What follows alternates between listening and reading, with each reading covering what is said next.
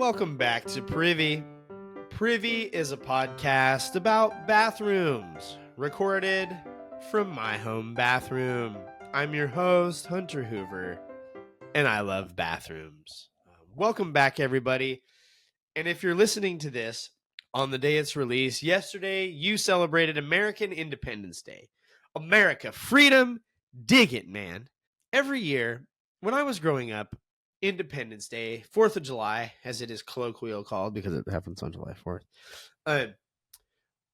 it was kind of like a holiday that, it was fun. And it was fun mostly because we got to light Chinese explosives off into the sky. But as I get older, and as I live in this country, and more importantly, as I get to watch my kids grow up in this country, the value of American Independence Day becomes more and more evident as time goes on. I want to say at the top of this episode, usually I say this at the end, but we normally, for ratings and reviews left for the show, we give $1 to Wounded Warriors and Living Water. We're going to bump that up to a couple. So for the month of July, we're going to be given, we'll do $3 for ratings left. We'll go 5 for written reviews. And that's just as a thank you to leaving that kindness on the show. And we want to pay that back to the men and women who served in this country to give us these freedoms that we celebrated yesterday at the release of this episode, as well as realizing that there's parts of this world that are not as free as ours. And many of those parts of the world, they do not have access to clean water. And so we're going to give a little back to work towards that as well. But American independence is a pretty neat thing. Freedom. And I think there is this trend in the zeitgeist of the culture today where people are supposed to almost feel ashamed of their Americanness. And if you feel that way, I'm sorry. You shouldn't. No country is perfect. No country's history is perfect. But I think if we are being honest, the things that we have stood for as a country, whether or not they've been right, the things, freedom, liberty, truth, justice, equality, they're of value. And the principles that undergird our country are good. Just got to find them again. We're going to recap some of the highlights in the past on Privy on the 4th of July. We've shared some stories about American independence and bathrooms. Some of those include the patriotic Privy pits as they searched through the bathroom pits where they dumped their skeet. More on those in a little bit. They found all sorts of interesting things related to American history that gave us information about historical events and historical figures in our country.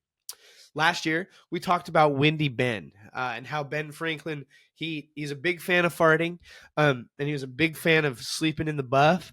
He's a big fan of right when he wakes up, just hanging little Ben right out in the window to let that guy aerate. And so there's a lot of fun, interesting bathroom things going on in American history. It's an election year here in the States. We're already seeing the political pissing match begin. It's awful. Well, welcome to our hell. But it is what it is. We have to fight a little bit before we can vote. And what's interesting is this building, the White House. It has housed members of both parties. It is this common place, no matter which side you're on, that whoever wins, you get the spot. But that historical building, this really icon of American landscape, has gone through a lot of change. Now, the keen eye will note that I am still supping on last episode's seltzer. Didn't finish it quite in time.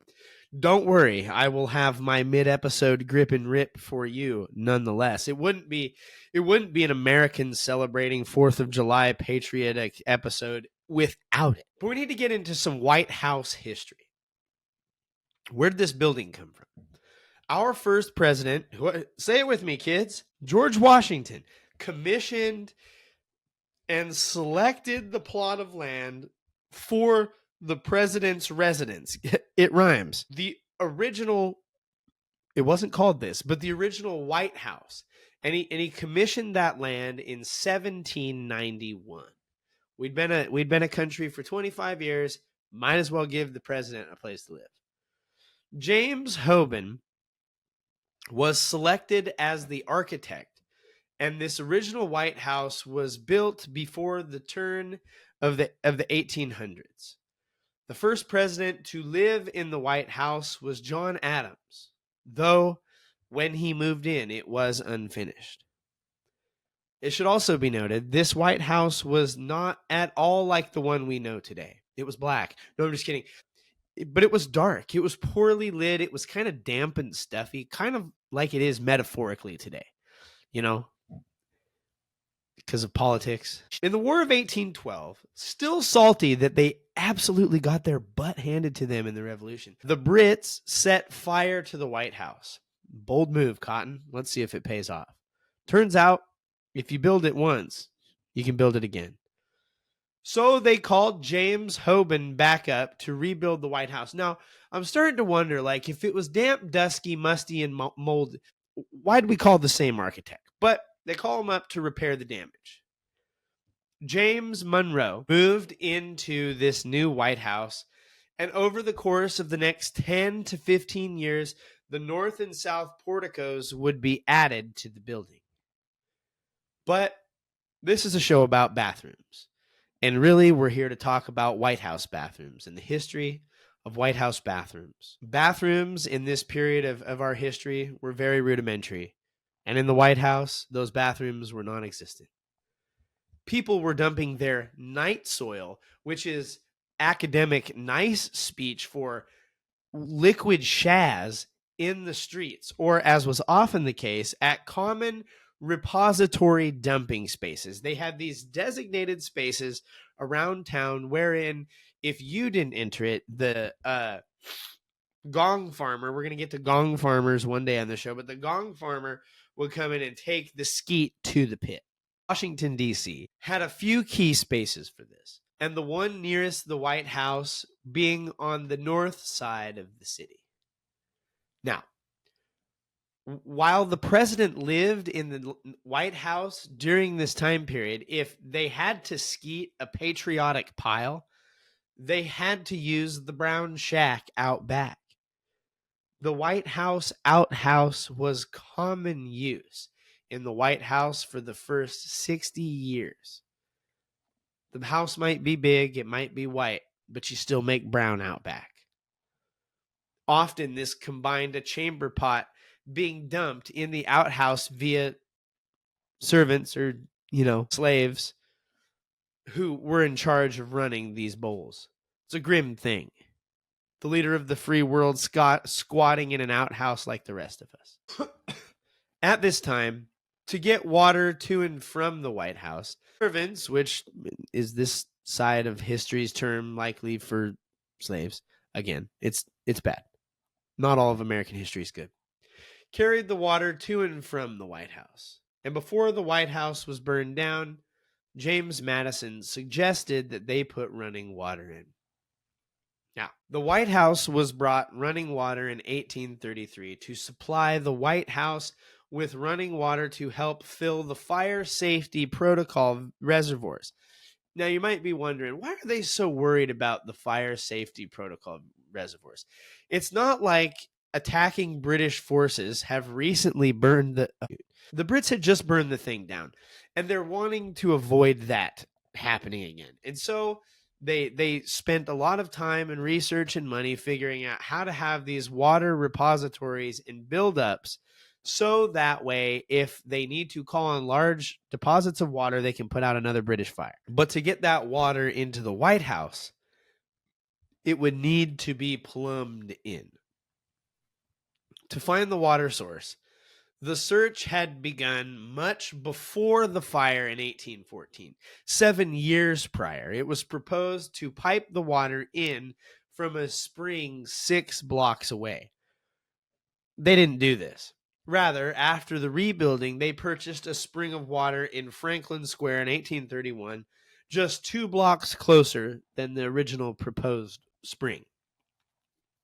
Robert Leckie was commissioned to do the work, and the project was completed 2 years later with fresh iron pipes moving water to the White House. Andrew Jackson was the first to use this new running water in America's Capitol building.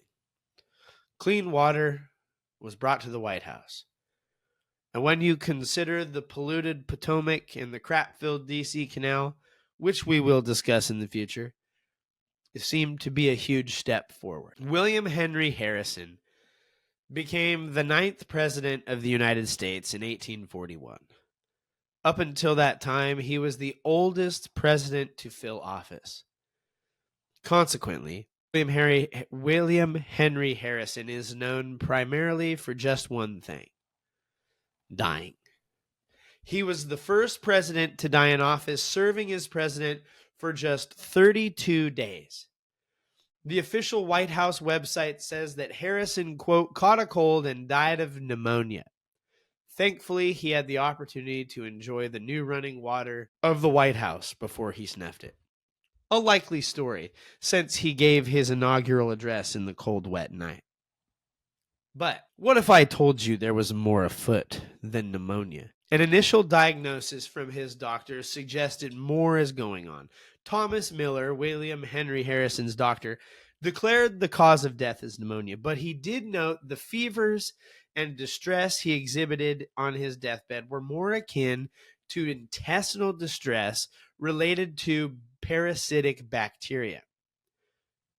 He had enjoyed the running water of the White House. 3 weeks after his inauguration, he complained of anxiety, fever, constipation, and nausea, upset stomach, diarrhea. So he should have got some Pepto-Bismol. That's all I'm saying. Pepto-Bismol would not have solved his problem. So he may very well have died also from complications of his gastrointestinal problems, based on a study published by Oxford Study at University. It's a sad affair. There's something in the water. Maybe William Henry Harrison was an outlier. 8 years later, James K. Polk lay ill in a Tennessee bed. 3 months off his term as president, where he had supped that White House water for so long. He had suffered from cholera, diarrhea, vomiting, and was dehydrated. During his time as president, he had gallstones, kidney stones, and much gastrointestinal distress. Polk died of cholera at the age of 53. If you haven't picked up on it, it's suggested that Polk too received many of these struggles, or many of these struggles were made worse by White House plumbing. Months after Polk passed, President Zachary Taylor Thomas also fell ill in his time as president. The commonly told story is Taylor fell ill after eating too much, quote, iced milk and cherries as part of an 1850 Independence Day celebration. I think iced milk is ice cream. And who amongst us, in celebration of our country's history and freedom, hasn't eaten too much cherries and ice cream? Again, at the point of this record, I was just nards deep in a cherry tree plucking cherries. Here we go. But that's the story, that the dude ate too much ice cream and cherries, and he got sick, and fell ill with cramps and vomiting and diarrhea. Other cholera and typhoid similar symptoms. And Taylor, it seemed, may have actually diarrhea himself to death. It is also guessed, based on this theory, that this water may have also claimed the life of Willie Lincoln. A tough look. Something totally avoidable if we remember one important concept: crap slides downhill. Because if you remember those 2 night soil dumping spots that they chose for the White House, the closer one, the one that was 2 blocks closer, is uphill from where the spring that they drew water from and pumped it in. Crap slides downhill, kids. Could have saved 3 presidents and a president's son. While three presidents likely died due to the plumbing shortfalls of piping infrastructure in the White House, bare minimum, the springs for the water being pumped in being poorly located. During this period, an important change came to the White House. They got the first flush toilets. Millard Fillmore is credited with installing the first flush toilet, and Franklin Pierce expanded this toilet closet into a full bathroom. It was in Pierce's presidency that improvements were made to the plumbing and other facilities of the home, likely resulting in less gastrointestinal related distress and death. Second-story bathrooms were installed in the White House. Up until this time, if you wanted to take a hot bath upstairs, you had to haul the water up. If you wanted a bath on the second floor, it was cold. But now, hot running water to the upstairs. At the turn of the century, Theodore Roosevelt began to do updates to the White House. And in doing so, Theodore Roosevelt gave the White House its name. One of those updates, it seems, needed to be a larger bathtub, because William Howard Taft succeeded Roosevelt. And my dude, Mr. President Taft, was thick. My dude was wide. The report goes that Taft had to have a special bathtub, just a girthsome tub, installed to fit his large duff. For some time, there was a rumor that he had gotten stuck in his fat tub, but the rumor is very unlikely. Taft's bathtub was a 2,007-foot-long tub. Taft loved his baths, so much so that he brought his bath with him to the White House when he was elected. But now that the plumbing is installed, the water's running, the baths are in place, it seems even the bathrooms of the White House could not avoid being a piece of political conversation. Herbert Hoover was a president of these United States. He's remembered, either accurately or otherwise, as not contributing much to America. For our purposes, this is not the conversation. For our purposes, politics slipped into the bathroom when Herbert Hoover left office. In a relay, when you're running a relay, one of the most critical moments of the relay is the handoff of the baton. And if you can get the handoff just right, it can make or break your race. And if you fumble the baton, it can completely cost your team the race. And in the case of Herbert Hoover handing off the baton to Franklin Delano Roosevelt, FDR, he didn't fumble the baton. He just skeeted the baton. Just threw it laterally into the next field of the opposite track. Flipped FDR the bird and walked off. They weren't in a race. They were passing leadership of our country.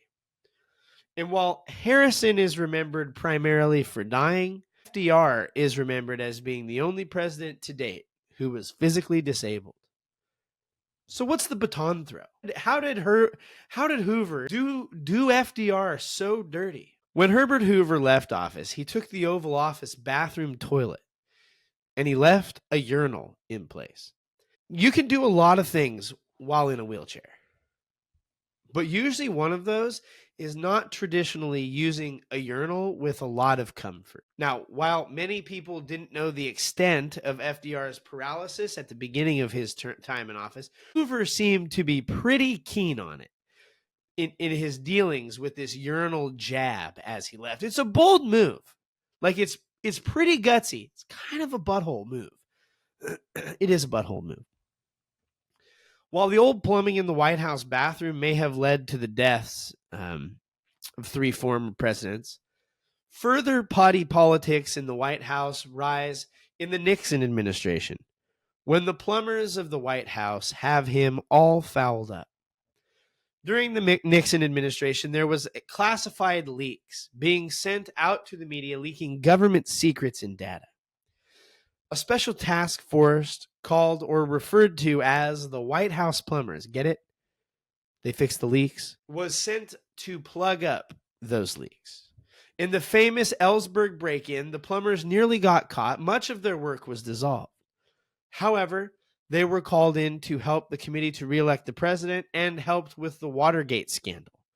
These plumbers became known as Nixon's fixers and played a huge role in the events resulting in and leading up to Watergate. I would argue, if your plumber shows up to stop leaks and they explode the entire bathroom in your face, not the best plumbers. Less than 55 years after Roosevelt renovated, the Truman administration did so again under architect Lorenzo Winslow. Under the rehall, everything but the outer wall was redone. And really, at this point, it is the White House that is in place today. Today, the White House boasts 35 bathrooms. And it still doesn't keep our current president from pooping his pants in public. I want to note, in years past, our 4th of July episode has brought coverage of Nathan's famous hot dog eating contest. While usually it's quite a spectacle, we'll see if there is something. But this year, leading up to Nathan's famous hot dog eating contest, there was scandal in the ranks of glizzy guzzlers. And this brings us to installment of Poo in the News. In the past, like I said, we've covered Nathan's famous hot dog eating contest. And if you're listening to this, that competition has already happened. I hope you enjoyed. And you probably noticed there was a lot of chatter about one Joseph Chestnuts.